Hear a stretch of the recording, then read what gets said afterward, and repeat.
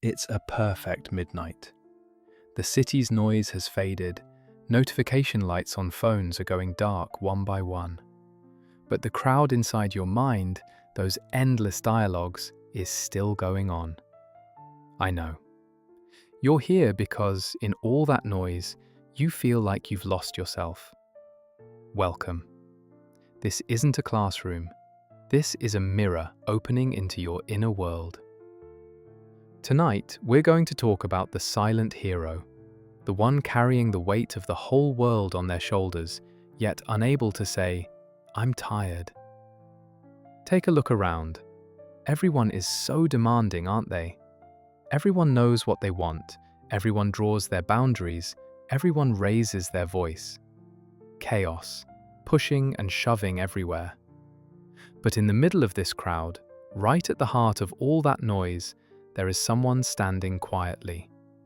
The one who mediates when a conflict breaks out. The one who says, "I'll handle it," when things go off the rails. The one who rushes to help a friend move, even when their own schedule is already full.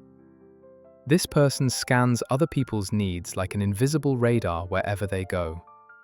If someone's face falls, they dim their own joy. If someone's glass is empty, they pour from their own.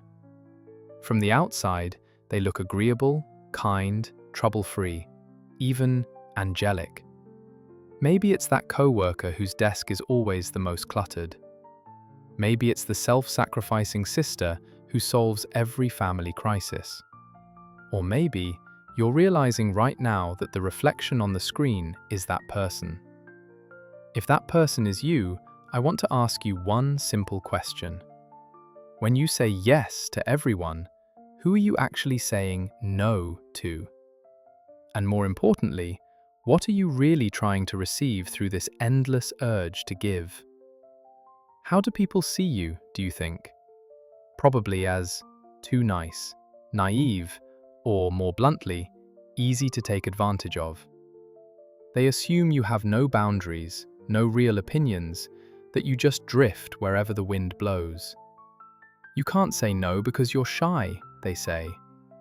Or they dismiss this behavior as a simple personality trait, just your nature. But that's a very shallow reading of the picture. Your yeses are not surrender flags. They are part of an incredibly complex and exhausting defense strategy you've woven stitch by stitch over the years. You are not naive. On the contrary, you are the most alert, attentive, and strategic mind in the room. Because before you say yes, you sense potential danger from a raised eyebrow, a shift in tone, a pause that lasts a second too long. Your inability to say no is not a weakness of will. It is a deeply programmed safety protocol in your subconscious. In psychology, we usually talk about trauma responses as fight or flight. But there is a fourth response, rarely discussed, yet central to your life. Fawning, the appease/please response. Think of a deer in the wild. It can't fight the lion, and if it can't escape, what does it do? Sometimes it plays dead. Sometimes it performs submissive behaviors to calm the predator, to prove it's not a threat. That's what your inability to say no is, your modern response to today's lions. Your nervous system doesn't perceive no as just a word. In the deepest, most primitive part of your brain, saying no is equated with ending the relationship, losing love, even being abandoned and erased. That's why those two letters that won't come out of your mouth feel like a matter of life and death. You don't just understand other people's emotions, you absorb them like a sponge. When someone is disappointed, you feel that disappointment in your own body, a knot in your stomach, a tightness in your chest. So saying no feels like physically hurting them. You're on a stage, the lights are on you, and in your hands is a script written from other people's expectations. You forget your own lines and recite theirs, just so the audience applauds, just so the director doesn't get angry. This isn't harmony. This is slowly abandoning your own self, piece by piece, a silent disappearance. So how did you get here? Maybe you learned that love was something you had to earn. Maybe you were praised when you behaved, when you didn't cause trouble, when you eased your parents' burdens.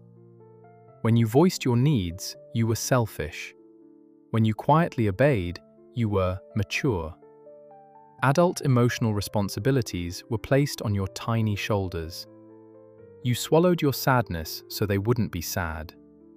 You froze your anger so they wouldn't be angry. And that child is still whispering to your adult self. If you say no, you won't be worthy of love. If you're not useful, you'll become invisible. The darkness this creates is heavy. Self-alienation, deep loneliness, and worst of all, a hidden, growing resentment. Because every yes you give unwillingly tears off another piece of your self-respect. And over time, while helping people, you begin to hate them. But there is another side to this coin, and this part is crucial. This journey has also given you a rare gift. You've become an expert at reading human nature. You possess a deep intuition, the ability to understand what others feel and need without words. This is a level of emotional intelligence very few people have. The problem isn't that you're a giver. The problem is you've handed the control valve to others. You let them decide how much you give and to whom. Your compassion, your understanding, your willingness to sacrifice, these are not flaws. They are diamonds that need polishing, but first they must protect you. I'm not asking you to become selfish, cold, or rude. That would go against your nature. I'm only asking you to realize this. You are not a supporting character in someone else's life. You are the lead in your own story. Saying no is not rejecting someone else. Saying no is saying yes to yourself. Setting boundaries doesn't mean removing people from your life. It means showing them where to find you, where your garden begins and ends.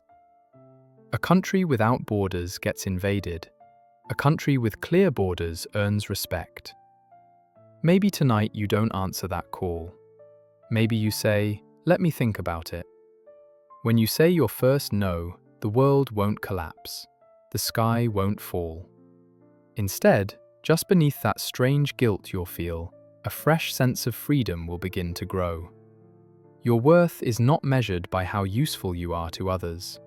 You are worthy of love and respect simply because you exist, because you breathe, even if you do nothing at all. This isn't an escape. This is a return home. Welcome back to your heart, the home you've neglected for far too long.